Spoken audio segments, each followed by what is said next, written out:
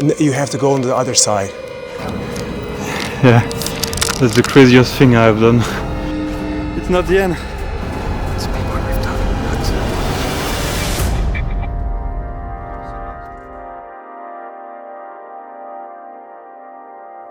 Il y a des moments dans notre vie où tout est routine, où tout semble figé, juste, immuable, où tout ce qu'il reste, c'est un corps qui se déplace dans le temps et l'espace sans but. Casser cette routine est la première étape à l'émancipation. Pour cela, il faut faire face à un mot qui, juste en l'entendant, nous fait frissonner, la solitude. Toujours en constante quête de stimulation, l'être humain a peur de se retrouver seul, comme si ne pas être seul avait plus de valeur que notre liberté. L'inconnu au même titre que la solitude nous effraie, mais paradoxalement, ne pas se connaître, être inconnu à soi-même, n'a pas l'air de déranger grand monde. S'accepter s'accompagne souvent par le fait de se découvrir, savoir nos limites, nos craintes, et pour les connaître, il faut les affronter. Dans une quête permanente de me découvrir et de voir ce dont je suis capable en étant seul, j'ai décidé le temps d'une semaine en solitaire d'aller parcourir un pays qui me fait de l'œil depuis un petit moment, la Slovénie. Et laisse-moi te dire que je n'ai vraiment, mais alors là vraiment pas été déçu d'expérience.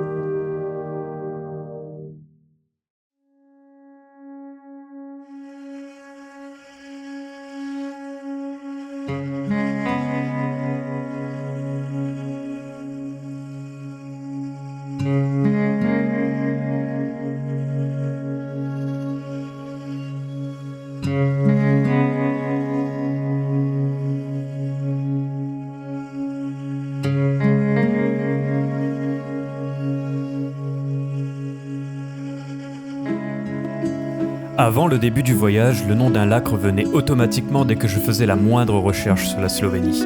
Un lac emblématique, le lac de Bled.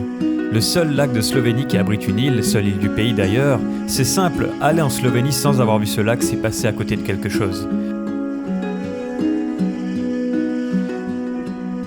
Logeant littéralement à 10 minutes du lac, ça a été naturellement ma première destination. Comment ne pas s'immerger mieux dans un pays qu'en goûtant dès les premiers instants à l'atmosphère qui y règne. Vagabonder autour de ce lac a été pour moi un super moment, une eau claire avec aux alentours quelques canards qui faisaient trempette, je ne pouvais pas rêver mieux pour commencer mon aventure.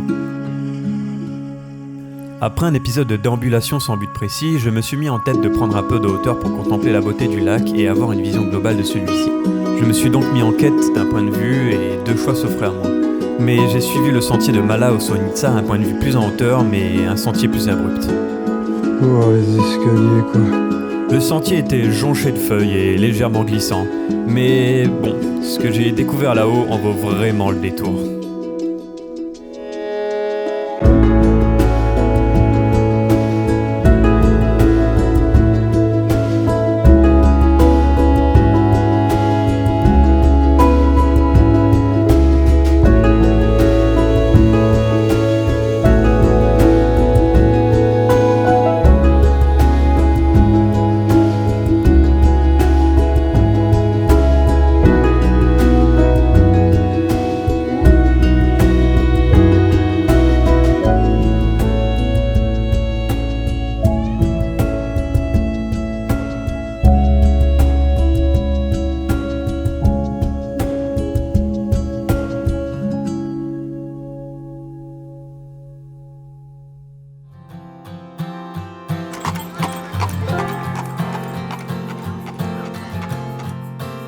Une fois le tour du lac établi et comme tout bon touriste, j'ai enchaîné avec le lac de Boheni, un lac légèrement plus grand que celui de Bled et qui par extension le plus grand du pays.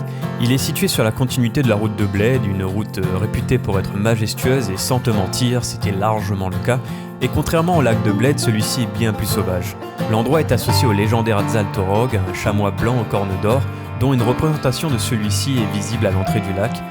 Et tu vas apprendre à me connaître, mais bien sûr que je sortis le drone. Do I sit by myself? Ask the quiet for help? Do I lie on a couch? Let someone figure me out? voulais également voir la cascade de Savica, mais malheureusement, comme tout ici, c'était encore payant. L'un des soucis avec la Slovénie, c'est que pratiquement tout est payant, du parking en pleine nature aux visites de cascade. Il faut à chaque fois se renseigner avant pour ne pas trop raquer. Le lendemain, j'ai décidé, au vu de la fenêtre météo qui était parfaite, d'entreprendre l'un des principaux buts de mon périple. Un refuge sympa en pleine montagne très convoité, mais assez difficile d'accès pour les non-initiés, le bivac Potskuto. Situé à 2070 mètres d'altitude, celui-ci est laissé en libre accès. Il est accessible uniquement par 2 routes. Une route plus longue mais moins difficile, et une route bien plus directe mais bien plus raide. En soif de challenge, j'ai pris la décision de passer par l'option 2. Mais quand je me renseignais sur internet concernant les itinéraires, le même champ lexical revenait systématiquement. C'est dans ces conditions que j'ai entrepris l'ascension le lendemain matin au pied du mont Skuta. Mais c'est là que je dois aller. Et la pente me fait un peu peur. Oh là là. Franchement, je peux pas imaginer meilleur cadre pour commencer une rando.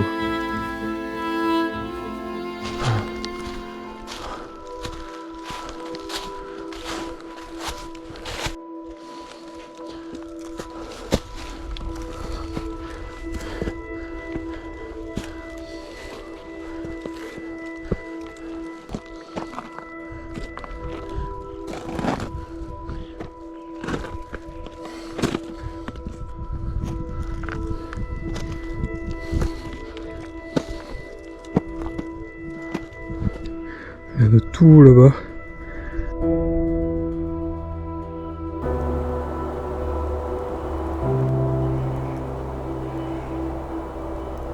Ça monte dur là.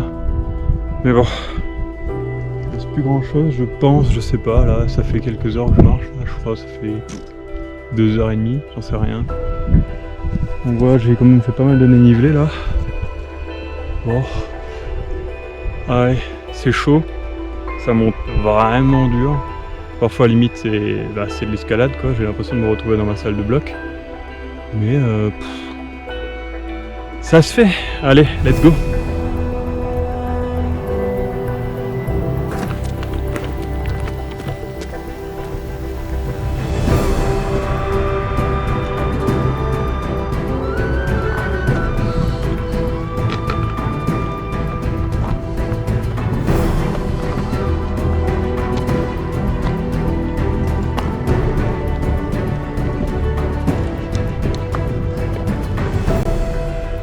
Oh putain, il est là.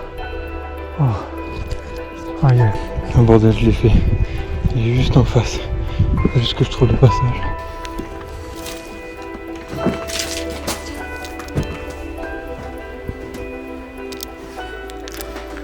Wow.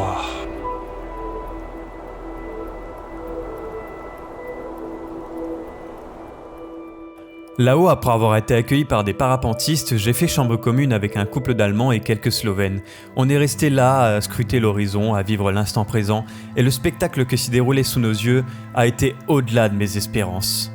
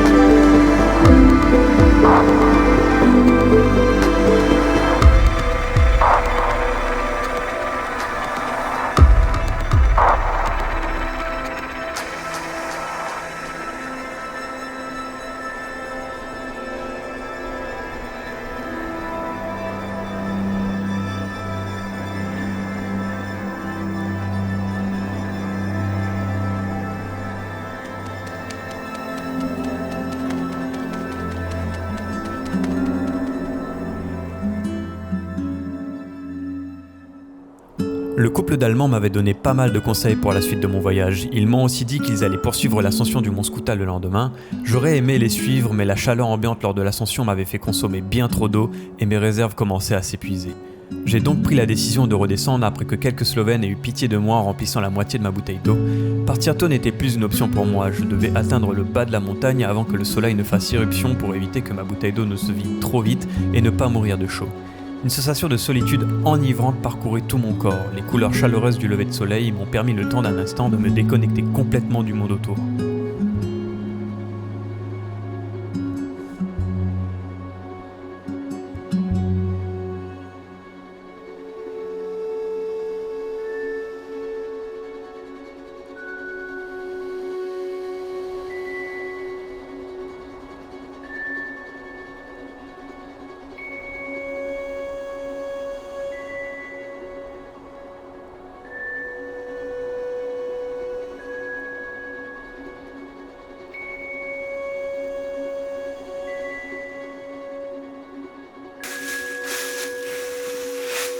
Une fois de retour à ma voiture, ma première mission a été de trouver une bouteille d'eau. Mais comment te dire que chercher une supérette ouverte en Slovénie un dimanche, c'est complexe.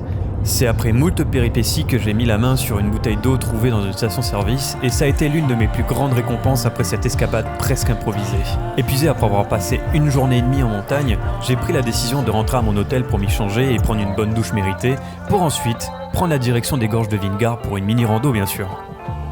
À seulement 4 km du lac de Bled, moyennant 10 € de visite et 5 € de parking, on peut profiter d'une agréable balade le long de ces gorges qui valent vraiment le détour.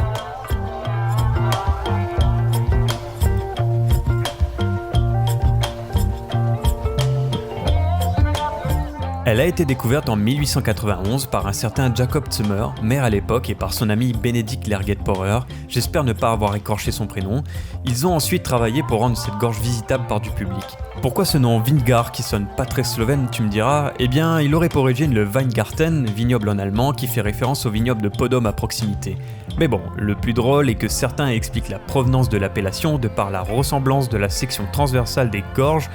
Un verre de vin, ouais... Ça a été un agréable moment de contemplation. La rivière d'une extrême clarté et la beauté de l'automne ont été un combo parfait pour une relaxation maximale. Pour le retour, histoire de ne pas faire 2 fois la même route, un chemin alternatif nous est proposé. Une fois passé un paisible village rempli de charmantes maisons, ce chemin nous fait remonter au-dessus des gorges et traverser une forêt pour finir par faire une petite boucle et revenir à notre point de départ.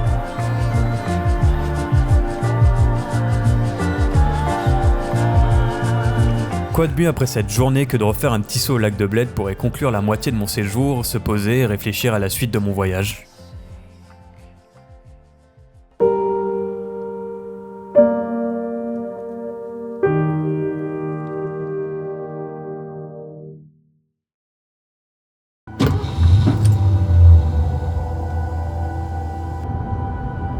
Une fois passé les incontournables, en fouillant un peu sur internet, un lieu atypique m'avait fait de l'œil. Un lieu situé non loin du bivac dans lequel j'avais dormi il y a quelques jours dans les Alpes Kamnik, un village conservé de bergers qui compte parmi les plus vastes d'Europe, Velika Planina. Pour y accéder, une des possibilités serait de randonner jusqu'en haut depuis un parking à mi-hauteur, mais j'ai choisi de passer par un téléphérique qui part de Kamitska Bistrica, car bon, flemme. Velika Planina comporte quelques 140 chalets qui sont habités par des bergers pendant la période estivale. Certains chalets sont aussi réservés à des visiteurs qui veulent le temps d'un instant se sentir montagnards. Je l'ai appris en montant, mais en hiver cet endroit se transforme aussi en mini-station de ski. Cela fait un peu plus sens après avoir vu quelques remontées mécaniques sur le chemin. Mais malheureusement pas de chance, je suis venu en novembre donc tout était fermé, pas de bergers ni de ski, mais le village vaut quand même le détour ne serait-ce que pour ses chalets atypiques. Apparemment, l'église ainsi qu'une centaine d'habitations ont été brûlées pendant la Seconde Guerre mondiale puis reconstruites en 88, et maintenant l'église est désormais connue pour ses messes de Noël. Ce lieu me faisait vraiment penser à un village perdu dans un monde médiéval fantastique. Je pouvais presque entendre un vieux magicien me harceler pour que j'aille jeter un anneau dans un volcan ou qu'un vieux barbu m'annonce que j'ai une quelconque relation avec des dragons. Cette journée a été plutôt tranquille, une balade pépère dans les montagnes à la recherche de ce que la nature peut offrir de mieux, la tranquillité.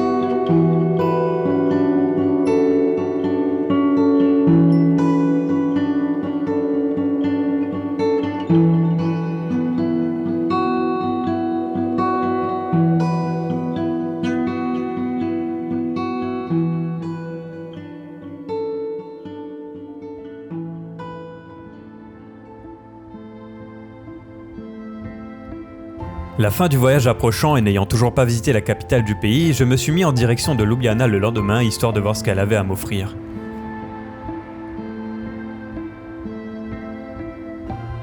Depuis le début du séjour, j'avais volontairement fait l'impasse sur les villes pour privilégier mes sorties en montagne étant donné le beau temps, mais une fois de plus, la chance m'avait souri. Et c'était enfin pour moi le moment de me mettre dans la peau du parfait touriste. Ljubljana est très calme pour une capitale, on s'y sent bien et l'atmosphère qu'elle dégage respire la bienveillance. Le centre-ville se fait exclusivement à pied, la ville n'étant pas très grande et de toute façon on n'a pas forcément besoin d'un autre moyen de transport. Je prenais donc du plaisir à me balader dans ces ruelles fleuries, à traverser ces ponts. Oui, beaucoup de ponts. Ah, et savais-tu que le symbole de Ljubljana était un dragon ? Eh ben moi non plus, mais je l'ai su en traversant le Dragon Bridge une fois que ces 4 dragons ont arrêté de me fixer. J'ai aussi profité le temps d'un instant pour faire un escale à Krakowo avec ses ruelles bordées de vieilles maisons, de jardins et de potagers. Ce lieu donne vraiment l'impression de village alors qu'on est à presque 200 mètres du centre-ville.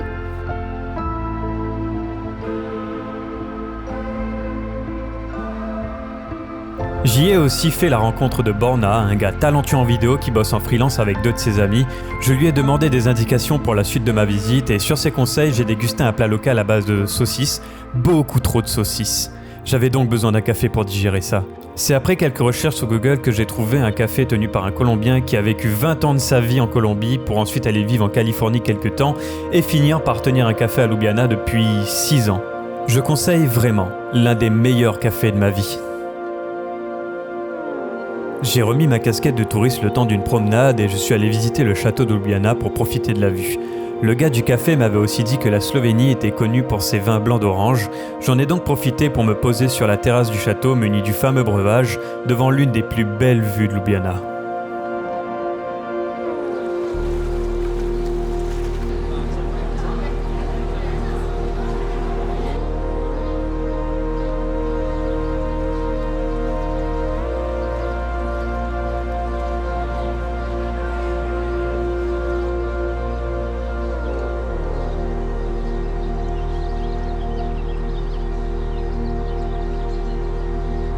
Bon, ce que je ne t'ai pas dit plus tôt, c'est qu'avec Borna, on avait prévu de se revoir en fin d'après-midi après sa journée de travail.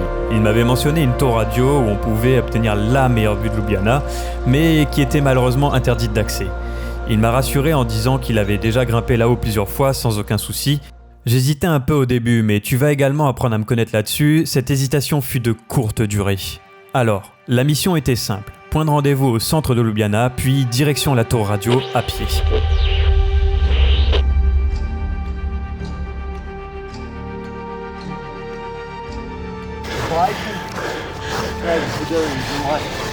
Yeah. I'm biking through the city, feel it, and now you drag me on top of it.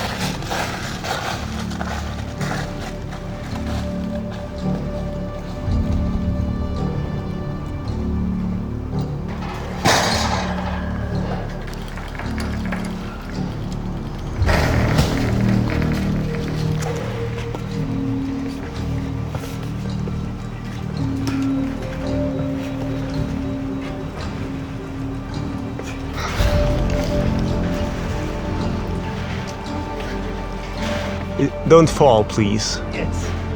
Okay. It's okay. You have to go on the other side. So, yeah, so climb around. Yeah. That's the craziest thing I've done. It's not the end. No, man, you're not feeling it. Don't feel it. It's not the end. Come on. One step. Be careful about every step. Whole city under our feet. There is a castle there. Show them the beautiful castle. Does anybody in your city have this beautiful castle in the middle of a what is it, like a center? Yeah. It doesn't have. Ljubljana is a hidden gem of Europe. It's a very beautiful city. Don't try this at home, kids. You know what? What? Take a picture of us. Do it again and tell us how are you feeling in French, of course. Je pense que là, c'est un sentiment indescriptible. J'ai jamais fait un truc aussi ouf de ma vie. Thanks, Borna.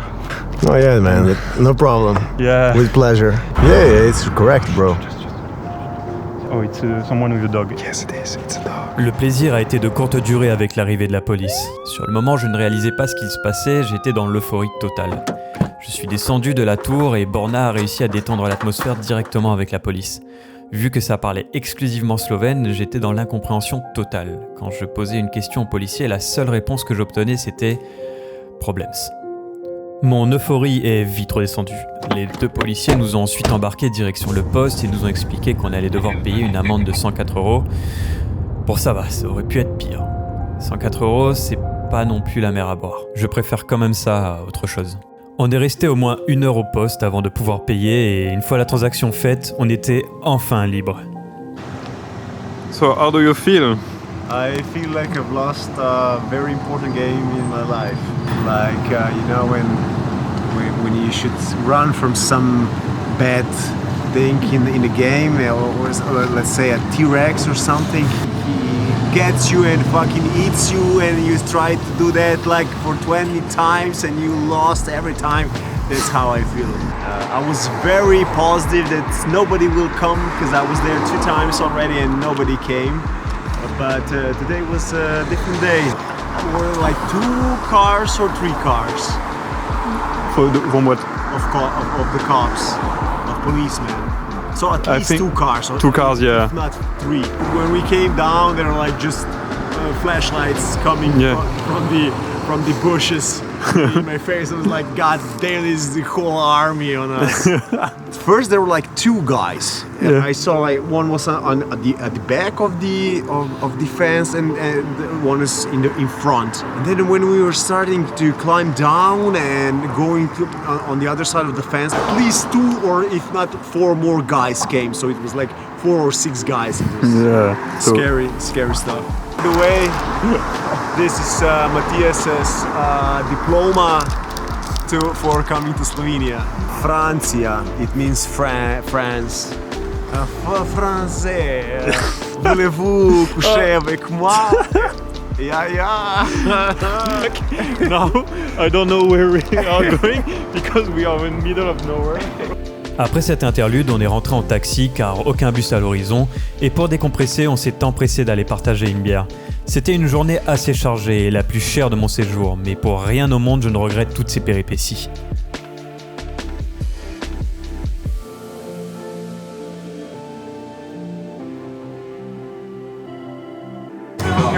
So, cheers. Cheers, mate. Bordel, je suis au bout de ma vie là. Maintenant, je peux même pas sortir du parking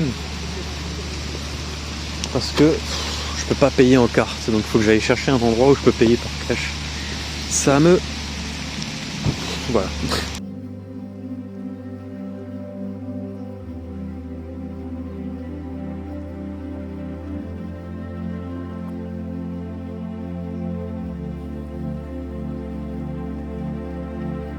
Aller de rebondissement en rebondissement, on ne voit plus le temps qui file. Il me restait qu'une journée en Slovénie, il me fallait un lieu tranquille et, étant donné la météo, un seul endroit résistait encore au mauvais temps, Piran. Une charmante ville côtière pour y ainsi conclure mon voyage et réfléchir à tout ce que je venais de vivre.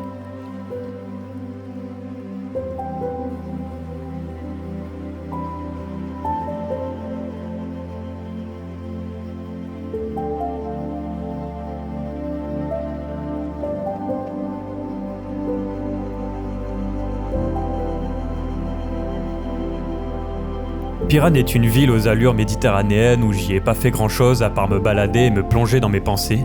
Je n'avais jamais expérimenté autant de choses aussi intenses en si peu de temps.